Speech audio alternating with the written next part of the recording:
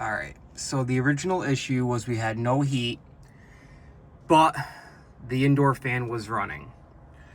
So the components we have, if we look on, we have two different schematics. We have the actual layout of the unit, and then we have the wiring schematic of the unit. So for the layout of the unit, we have the ECM, which stands for Integrated Commutated Motor Control. The DFC is defrost control. So we have the DFC, the ECM, transformer,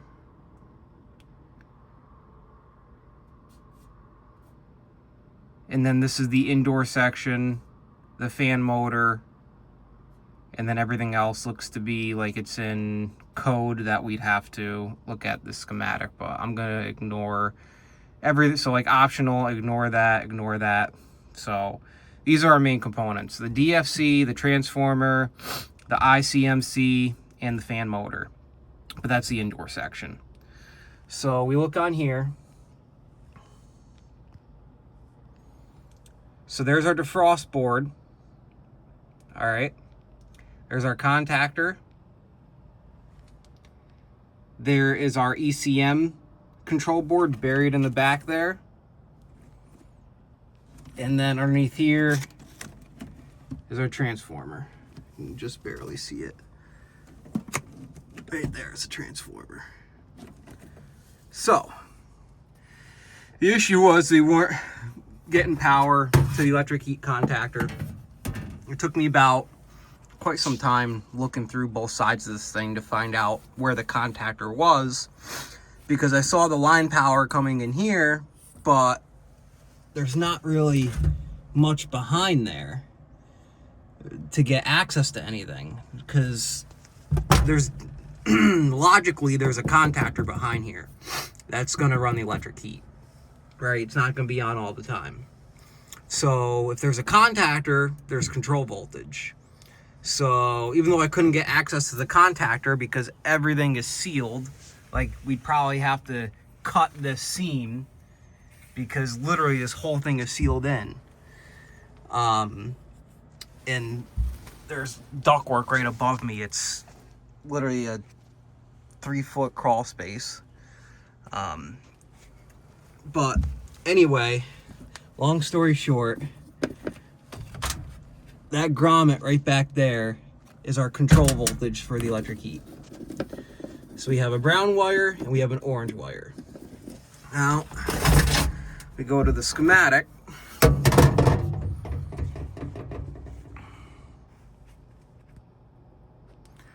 We can see right here, there's our optional electric heat contactor.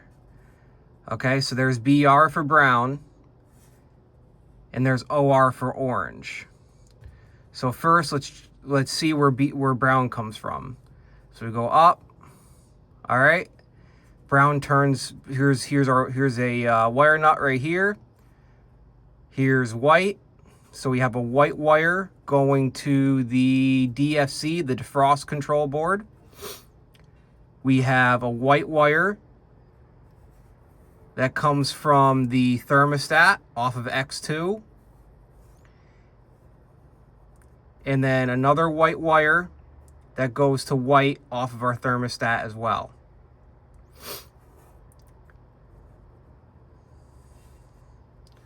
Comes down here, and then it feeds the ECM. So basically what's happening is the transformer powers this control board. All right, here's our transformer. It's going to get power from R. Okay, so that's going to send power through R. Where's our feed? Where's our feed? Here we go, R on this side. There we go. So there's 24 volts. That feeds the ECM. The ICMC is then going to feed power to our thermostat. The thermostat is going to close on white for a call for heat, which is then going to send, it's going to tell the defrost control board that we're heating. So if we're in heat pump mode, it's going to activate the coil sensor. So basically we're removing heat from below freezing air. The coil's gonna create iced condensation, and it'll have an outdoor temperature sensor that once it gets ice, it's gonna shut the heat down and go into defrost. So that's why the defrost control board needs 24 volts whenever there's a call for heat, so it knows that it needs to monitor the coil temperature for defrost. So, sending power to the defrost control board, sends power to our contactor for the optional electric heat, and then it sends power back to the ICMC on W1. And here's our harness for the blower. You can follow this. There we go, ICM fan motor. That's gonna run the fan speed for heat. So white goes up into our control board for the defrost, powers our electric heat, and powers the white terminal for the fan speed. So, what went wrong? Well, I had 24 volts off of the brown wire, but when I tested brown to common with both wires attached, I wasn't reading voltage.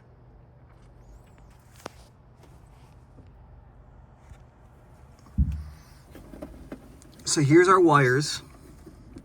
Here's our brown wire.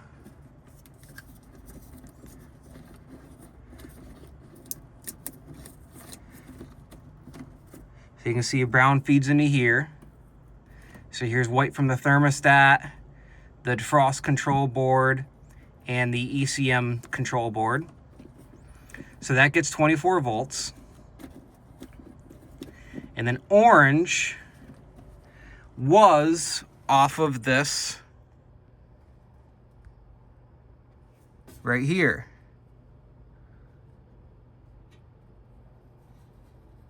So with that, off of J. So all J does is it takes common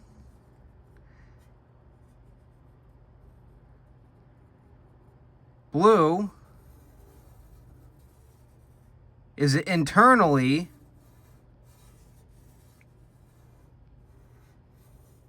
jumps B to J on a call for heat. So basically we didn't need the control board to do that, right?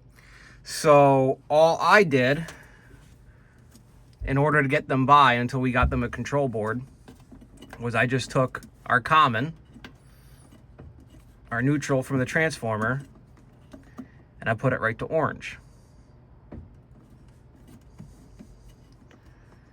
So basically, what was on terminal J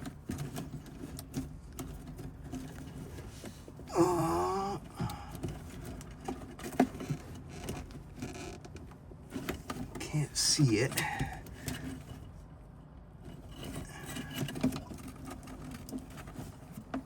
Oh, I still have it in there. All right, so you can see way back there.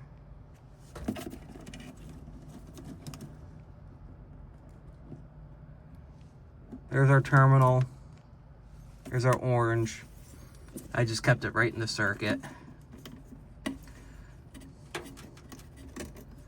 So basically,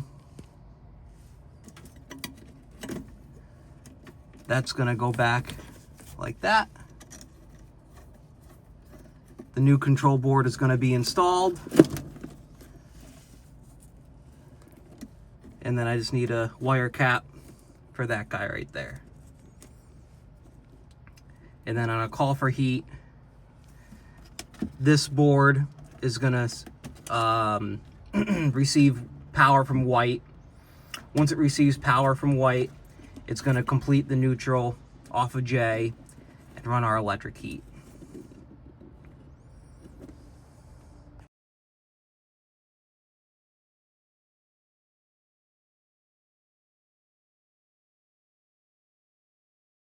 Side note, this is why I love zip ties. Just get everything out of the way. Now we just pinch in those tabs, and this whole thing will come right out. I have this zip tied. I'll probably do it on this control board too, because these tabs, at least on this one, is kind of cheap. Like, I think it's actually like this literally just depresses in. Like, that's just a bad design, especially being 2 hours up north in Plattsburgh. So I'm gonna throw a zip tie probably right through that right there around this control board, just to make sure vibration doesn't knock anything loose. Same with this one. So this is the old control board. And then of course, you know, you want to make sure that the dip switches are the same on the new one. But yeah, should be it. This is why it's good just to double check everything.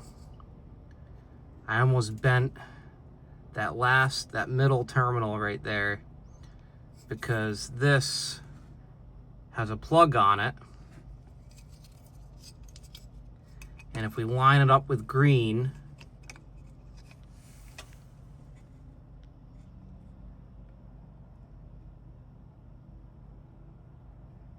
this one, the CFM, doesn't get plugged in.